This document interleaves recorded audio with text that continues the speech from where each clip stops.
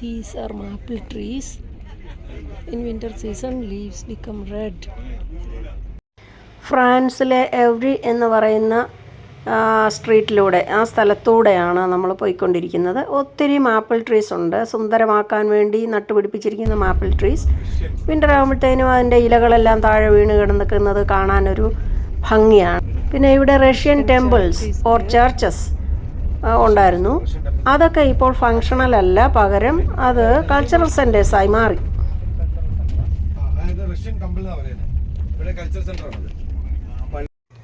പഴയ കാലത്തെ ഇതുപോലെയുള്ള ഈശ്വര വിശ്വാസം ഒന്നും ഇപ്പോൾ ഇല്ലല്ലോ.